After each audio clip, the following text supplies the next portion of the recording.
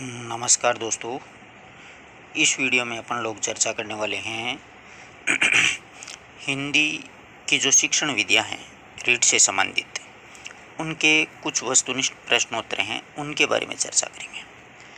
तो देखिए, आज का अपना पहला प्रश्न है कि गद्य शिक्षण की विधि है, यानी गद्य शिक्षण जो होता है उसमें कौन सी विधि प्रयुक्त की जाती है।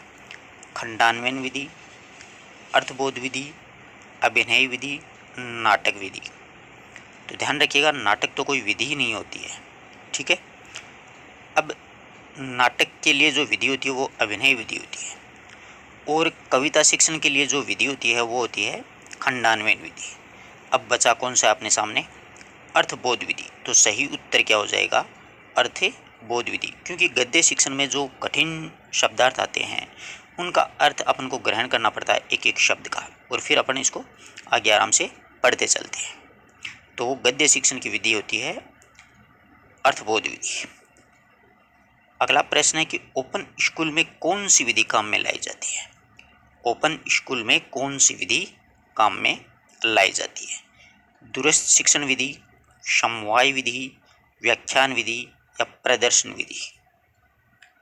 बहुत ही आसान है और बहुत ही क्रिटिकल प्रश्न है, क्योंकि विद्यार्थियों को अगर यहाँ पर आ जाता कि दूरस्थ शिक्षण पद्धति में कौन सी विधि प्रयुक्त की जाती है तो वो विद्यार्थी कर सकते थे, लेकिन ओपन का मतलब होता है खुला विश्वविद्यालय, जैसे अपना है ना महावीर ओपन खुला विश्वविद्यालय कोटा, तो वहाँ पर दूरस्थ शिक्षण विधि ही काम में ली जाती है, ठीक है ना।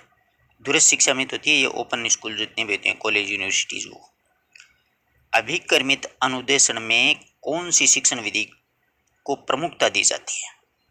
अभिक्रमित अनुदेशन, इसमें देखिए छोटे छोटे पदों का सिद्धांत होता है, यानी शिक्षक होता है वो संपूर्ण पाठ्यक्रम को छोटे छोटे पदों में विभाजित कर लेता है, और तत्पर अनुक्रिया का सिद्धांत भी इसमें काम करता है, स्किनर वाला। और तात्कालिक पुष्टि का भी सिद्धांत होता है इसमें, यानी तुरंत प्रतिपुष्टि मिल जाती है कि अपन सही कर रहे हैं या गलत कर रहे हैं। तो इसका मतलब इसमें क्या हो जाएगा?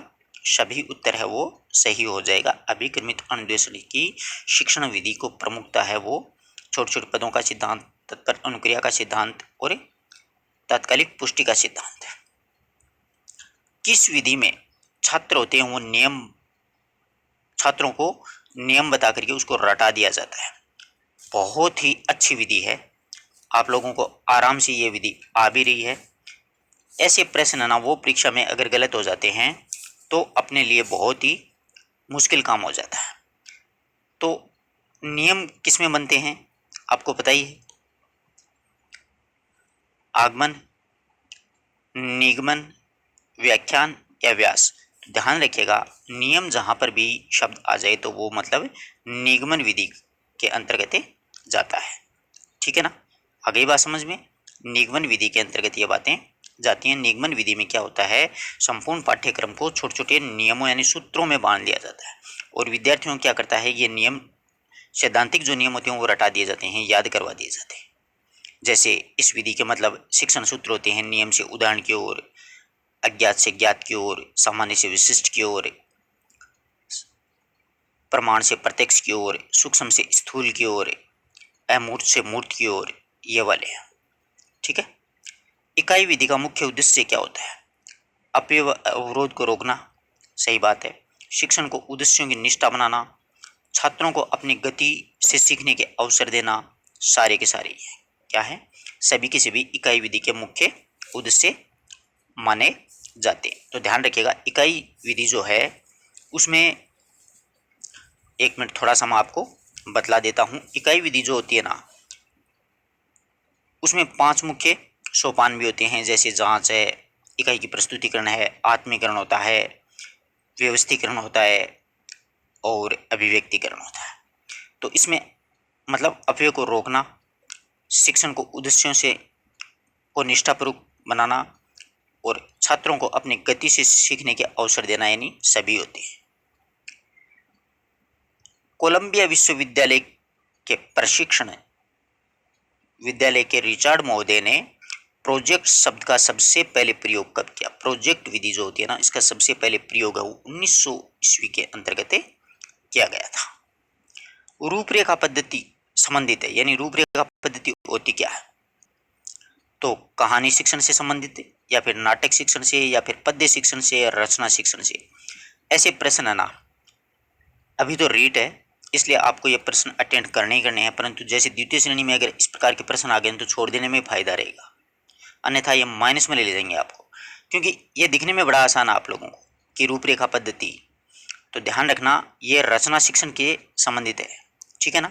रूपरेखा पद्धति रचना शिक्षण से मतलब ऐसे डेश डेश डेश डेश कर दिए जाते हैं, फिर विद्यार्थियों को ऐसे इसको, छोटे बच्चे होते हैं उनको डॉट टू डॉट को मिलाने के लिए कहा जाता है, तो वो लेखन से संबंधित मतलब रचना शिक्षण से संबंधित है। नाटक शिक्षण की उपयुक्त विधियाँ, ये बहुत आसान प्रश्न है और गलत भी नहीं होना चाहिए। तो ध्यान रखिएगा नाटक शिक्षण में कोई भी ऑप्शन में आपको अभिनय शब्द अगर कहीं पर दिख जाए ना, वो वाला ऑप्शन सही कर देना, कक्षा अभिनय यही सर्वश्रेष्ठ है। ये ध्यान में मत रखना कि नाटक में रंगमंच भी होता है, एक रंगमंच की कोई विधि नहीं होती है, अर्थबोध विधि तो होना ही नहीं है, व्याख्यान विधि होना ही नहीं है, यहाँ पर दोनों पे कंफ्यूज रहता है। तो अभिनय शब्द जहाँ पे भी दिख जाए उस पर टिक के कर देना है, 100% ये प्रश्न है वो अपना सही हो जाएगा। छात्र स्वयं निरीक्षण एवं चिंतन करते हुए नियम निकालते हैं या फिर बनाते हैं, किस विधि के अंतर्गत ऐसा कार्य है वो किया जाता है। तो स्वयं नियम निकालेंगे या फिर स्वयं नियम बनाएंगे, वो कौन सी विधि होती है, आप लोगों को आराम से ये बात आनी चाहिए। तो देखिए निगमन विधि, आगमन विधि, व्याख्यान विधि या व्यास विधि।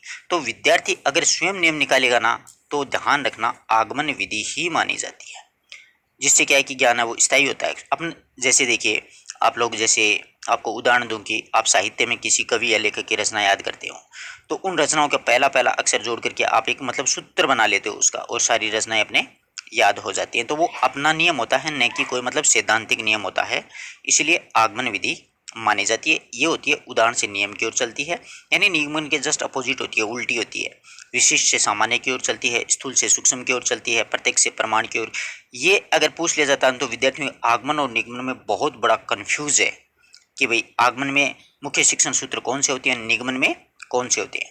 आगमन में प्रमुख चरण भी होते हैं, जैसे उदाहरण प्रस्तुत करता है, फिर इसकी निरीक्षण तुलना करता है, फिर नियमीकरण किया जाता है, फिर परीक्षण का पुष्टि किया जाता है। इस प्रकार से ध्यान देना चाहिए। तो स्वयं नियम निकालेंगे तो मतलब आगमन है। उच्च प्राथमिक यानी 8वीं तक के स्तर पर कहानी रचना के लिए उपयोगी सामग्री होगी। अपन कौन सी सामग्री का उपयोग करेंगे? अधिकांश विद्यार्थी तो यहीं पर चित्त मारते हैं कि चित्र कथाएं, कोई दिक्कत नहीं है चित्र दिखा के। ये नहीं है कि चारों ऑप्शन पढ़ना परीक्षा में। कभी कभी क्या होता है कि 3 ऑप्शन सही होते हैं, अंत में वो उपयुक्त सभी वाला है ना, वो वाला नियम लागू हो जाता है। यहाँ पर कर देते हैं बहुत से, अधिकांश इस पे ध्यान ही नहीं देते हैं कि फ्लैश कार्ड भी कुछ चीज़ होती है, श्यामपट या फिर सभी। तो ध्यान रखना उच्च प्राथमिक स्तर पर कहानी रचना के लिए उपयोगी सामग्री चित्रकथाएं, यानी विद्यार्थी को चित्र दिखाए जाते हैं और फिर शिक्षक होता है वो कहानी कहता है, कथा कहता है। फ्लैश बोर्ड पे क्या होता है कि फ्लैश कार्ड पे जो कहानी संबंधित चित्र होते हैं ना उनको प्रदर्शित किया जाता है। श्यामपट पर भी चित्र बना सकता है शिक्षक चाहे तो इसका मतलब यहाँ पर उपयुक्त सभी होंगे।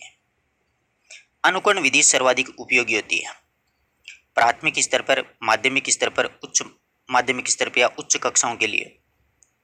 आराम से कर लोगे, कोई समस्या नहीं होनी चाहिए। अगर इस प्रश्न में समस्या होगी तो अपने लिए समस्या ही है। प्राथमिक स्तर में होता है अनुकरण। अनुकरण का मतलब होता है नकल, जैसे शिक्षक बोलता है बच्चे पीछे पीछे यूं ही बोलते हैं। इसलिए एक शिक्षक का सबसे प्रमुख जो गुण होता है वो होता है शुद्ध उच्चारण। अगर अपन लोग शुद्ध उच्चारण स्वयं नहीं करेंगे तो विद्यार्थी क्या सीखेगा? समझ रहे हो ना बात को? इसीलिए प्राथमिक स्तर पर अनुकरण विधि सर्वोपयुक्त विधि है। होली पर लेख बता करके दीपावली का लेख लिखवाना किस विधि का उदाहरण होता है? तो ये आप लोग आराम से समझ गए, अनुकरण तो कर रहा है होली का दीपावली पर, तो अनुकरण विधि। एक विद्यार्थी किसी वाक्य को लिखता है, फिर वही वाक्य बिना देखे भी लिखता है और उसका मिलान करता है, इसमें कौन सी विधि प्रयुक्त की जाती है? तो आराम से कर लोगी, कोई दिक्कत नहीं आनी चाहिए। स्वतंत्र लेखन विधि तो हो ही नहीं सकती, साचार्य विधि भी नहीं हो सकती, पेस्टोलॉजी। तो यहाँ पर शेकाटोर जो विधि है ना वो प्रयुक्त होती है कि एक वाक्य लिखता है, फिर मतलब वही वाक्य बिना देखे लिखता है, यानी वही सेम वाक्य लिखना पड़ता है उसको बिना देखे कि अपनी गलती होती है कि नहीं होती है। प्रत्यक्ष विधि का सर्वप्रथम प्रयोग किस भाषा के लिए किया गया था? बहुत अच्छा प्रश्न है। प्रत्यक्ष विधि का सबसे पहले प्रयोग हिंदी, अंग्रेजी, चीनी, फ्रेंच। ज़्यादातर विद्यार्थी क्या करते हैं कि यार फ्रेंच होना चाहिए, फिर नहीं चीन का होना चाहिए, नहीं अपने हिंदी वाला ही है, ये कोई करता ही नहीं है जबकि ये ही सही है। सबसे पहले प्रत्यक्ष विधि का प्रयोग हो वो अंग्रेजी भाषा के लिए किया गया था। इसमें मतलब बिल्कुल भी है ना अनुवाद नहीं चलता है प्रत्यक्ष विधि में। किस विधि में व्याकरण अनुवाद विधि का दोष स्वतः दूर हो जाता है? बहुत अच्छा प्रश्न है, बहुत ही शानदार प्रश्न है। प्रत्यक्ष विधि में, सैनिक विधि में, अनुकरण विधि में या फिर व्यास विधि में? तो ध्यान रखिएगा, प्रत्यक्ष विधि में व्याकरण अनुवाद विधि के दोष हैं वो स्वतः दूर हो जाते हैं। एक्चुअल में क्या होता है कि व्याकरण अनुवाद विधि में तो प्रत्येक शब्द का शिक्षक होता है वो बच्चे की मातृभाषा में अनुवाद कर देता है। जैसे कि आप लोग देखते होंगे आजकल यूट्यूब पर अधिकांश जो बड़े बड़े टीचर थे वो अपनी राजस्थानी यानी मारवाड़ी भाषा में पढ़ाना शुरू कर दिया। क्यों? क्योंकि उनको अपनी ओर आकर्षित करना विद्यार्थियों को, तो यानी उसके बच्चे की मातृभाषा में अनुवाद कर दिया तो बच्चे आराम से आकर्षित होंगे और पढ़ाई में रुचि लेंगे। और एक टीचर ऐसा होता है जो बिल्कुल भी मारवाड़ी का प्रयोग नहीं करता है, ठीक हो ठीक बिल्कुल हिंदी से हिंदू वो पढ़ाता रहता है, मतलब बिल्कुल भी अनुवाद नहीं करता। हाँ, कोई बात समझ में ना आए तो एक अलग चीज़ है, अन्यथा वो तो ये व्याकरण अनुवाद विधि है ना, इसके सारे दोष दूर हो जाते हैं क्योंकि मातृभाषा का प्रयोग करने से भाषा की मौलिकता बिल्कुल खत्म हो जाती है। अगर हम हिंदी पढ़ रहे हैं और अपन मारवाड़ी में बात कर रहे हैं तो कक्षा का अनुशासन भी भंग होता है और साथ ही साथ में भाषा यानी शिक्षण जो भी होता है उसकी मौलिकता है वो बिल्कुल नष्ट हो जाती है, यानी शिक्षक और विद्यार्थी के बीच में एक फ्रेंडली रिश्ता हो जाता है, वो वाला रिश्ता नहीं रह पाता है ना। तो प्रत्यक्ष विधि है, इसमें बिल्कुल द्वितीय भाषा में ही शिक्षण कार्य चलता रहता है, अन्यथा क्या है कि मतलब मातृभाषा का प्रयोग नहीं होता है। व्याकरण अनुवाद विधि किस स्तर के लिए उपयोगी है? बहुत अच्छा प्रश्न है। व्याकरण अनुवाद विधि है वो किस स्तर के लिए उपयोगी है? प्राथमिक, माध्यमिक, उच्च माध्यमिक या फिर उच्च कक्षाओं के लिए? तो अधिकांश विद्यार्थी यहाँ कर देते हैं, जबकि ये 100% गलत होता है। ये उत्तर माध्यमिक स्तर होता है ना, उसके लिए व्याकरण अनुवाद विधि बहुत ही उपयोगी है। आगे बात समझ में? ध्यान रखना, ऐसे प्रश्न परीक्षा में बहुत मार करते हैं। किस विधि को भंडारकर विधि भी कहा जाता है? कितना शानदार प्रश्न दिया है कि किस विधि को भंडारकर विधि के नाम से भी जाना जाता है। तो ध्यान रखिएगा, प्रत्यक्ष विधि, सैनिक विधि, व्याकरण अनुवाद विधि या फिर व्यास विधि। तो भंडारकर विधि है ना, संस्कृत में सबसे पहले भंडारकर थे, उन्होंने इसका प्रयोग किया था। इसलिए क्या है कि व्याकरण अनुवाद विधि है, इसको किस नाम से जाना जाता है? भंडारकर विधि के नाम से जाना जाता है। द्वितीय भाषा शिक्षण की स्वयं शिक्षण मालाएं किस विधि पर आधारित है? द्वितीय जो भाषा है उसके शिक्षण की स्वयं शिक्षण मालाएं किस विधि पर आधारित है, यह अपन को पूछा है। तो प्रत्यक्ष विधि, सैनिक विधि, व्यास विधि या व्याकरण अनुवाद विधि? तो ये जो व्याकरण अनुवाद विधि है ना, इस पर द्वितीय भाषा की शिक्षण की स्वयं की मालाएं आधारित है, क्योंकि द्वितीय भाषा में संपूर्ण शिक्षण कार्य द्वितीय भाषा में चलता है। परंतु जहाँ पर कठिनाई की स्थिति आती है ना, वहाँ पर क्या है कि मातृभाषा, बच्चे की जो मातृभाषा होता है उसका प्रयोग कर दिया जाता है। तो व्याकरण अनुवाद विधि पर इसकी मालाएं वो टिकी हुई है। सूत्र विधि जो है, उस सूत्र विधि के बारे में अपन को दोष बताना है। एक कौन सा दोष माना जाता है? मतलब इस विधि में सूत्र आसानी से समझ में नहीं आते, ठीक है। दूसरा है, इस विधि में केवल संस्कृत भाषा में ही प्रयुक्त होती है ये विधि, सूत्र विधि। इस विधि में नियमों को बिना समझे रटना पड़ता है। इस विधि में बालक का ध्यान अन्याश्रित होता है। तो इसमें सबसे बड़ा जो दोष है ना, वो नियमों को अपनों को क्या बिना समझे रटना ही पड़ता है। पीछे मैंने आपको बताया था कि आप कैसे कोई सूत्र बनाते हैं तो उसको आप रट्टा लगाओगे, उसमें मतलब कोई मनोवैज्ञानिकता की कोई आवश्यकता नहीं होती है। अगर जहाँ पर मनोवैज्ञानिकता नहीं होती है तो वो मतलब उसका सबसे बड़ा दोष माना जाता है। मतलब 3 नंबर ऑप्शन यहाँ पर सही होगा। सूत्र विधि मूल रूप से किस भाषा से आई है? बहुत अच्छा प्रश्न है। ध्यान रखिए, सभी भाषाओं की जननी संस्कृत है, तो सूत्र भी संस्कृत से ही आए हैं। कर लोगे? फिर अगला देखिएगा, संस्कृत की जो व्याकरण है ना, वो संपूर्ण व्याकरण, ध्यान रखिएगा, संस्कृत की व्याकरण है वो सूत्रों में बंधी हुई है। इस बात का अच्छी तरीके से ध्यान दीजिएगा। सबसे अच्छी शिक्षण विधि वह है, यानी सबसे अच्छी शिक्षण विधि कौन सी है, अपन को ये बतलाना है। इसमें सबसे अच्छी शिक्षण विधि जिसमें बहुत सहायक सामग्री हो, बहुत अधिक क्रियाएं हो, जिसमें बहुत प्रश्न हो और वो जो बाल केंद्रित हो। तो सबसे अधिक अच्छी जो शिक्षण विधि है वो मतलब कौन सी होती है? तो ध्यान रखिएगा, बाल केंद्रित जो होती है ना, वो सबसे अच्छी शिक्षण विधि मानी जाती है, क्योंकि विद्यार्थी होता है उसको ही अपन को समझाना पड़ता है, न कि शिक्षक ये समझे कि मुझे समझ में आ रहा है तो विद्यार्थियों को आ रहा, नहीं। जबकि जो शिक्षा है वो मतलब बालकों को अपनी ओर आकर्षित करे, बालकों का जो IQ स्तर वो बढ़ाए, वो विधि सबसे उपयुक्त शिक्षण विधि मानी जाती है। व्याकरण कौशल का उद्देश्य, बहुत अच्छा प्रश्न है। व्याकरण कौशल या फिर व्याकरण शिक्षण भी कह सकते हैं अपन, इसका उद्देश्य इसमें से मतलब नहीं है। तो ज्ञान तो है, कौशल भी एक व्याकरण का होता है। इसमें ज्ञान उपयोगी मनोरंजन करना कोई मतलब इसका उद्देश्य नहीं होता है। कोई भी शिक्षा होती है इसका उद्देश्य ये नहीं है कि विद्यार्थियों का क्या किया जाए, मनोरंजन किया जाए, क्योंकि मनोरंजन एजुकेशन में अगर मनोरंजन को डाल दिया तो फिर कोई मतलब वाली बात नहीं है। महात्मा गांधी की जो बुनियादी शिक्षा प्रणाली है वो किस विधि पर आधारित थी? तो आगमन विधि, समवाय विधि, द्विभाषी विधि या फिर व्यतिरेक विधि। तो महात्मा गांधी जो हैं उनकी बुनियादी शिक्षण विधि जो है वो समवाय विधि पर आधारित थी। गांधी जी का जो बुनियादी सिद्धांत है इसमें समवाय विधि है, इसमें गांधी जी का बुनियादी सिद्धांत है, हार्वर्ड का सहसंबंध सिद्धांत है, साथ ही जिल्लर का केंद्रीकरण का सिद्धांत भी इस पे लागू होता है, और साथ ही साथ में फ्रोवेल का जीवन केंद्रित शिक्षा सिद्धांत भी इस पे लागू होता है, और जॉन डीवी का जो सामंजस्यकरण का सिद्धांत है वो भी इसमें लागू होता है। तो ध्यान रखें, समवाय विधि जो है वो गांधी जी की बुनियादी शिक्षा पर भी आधारित है, और साथ ही साथ में फ्रोवेल के जीवन केंद्रित शिक्षा पर भी, हार्वर्ड के सहसंबंध के सिद्धांत पर भी, जिल्लर के केंद्रीकरण के सिद्धांत पर भी, और जॉन डीवी के सामंजस्यकरण के सिद्धांत पर भी ये आधारित मानी जाती है। तो इस प्रकार से अपन लोगों ने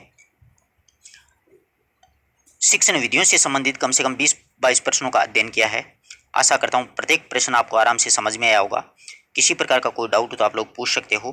अपने मित्रों तक जरूर शेयर करें। अगर आपको वीडियो अच्छा लगा तो मतलब फीडबैक जरूर देना कि इसमें क्या सुधार करना चाहिए, क्या नहीं करना चाहिए।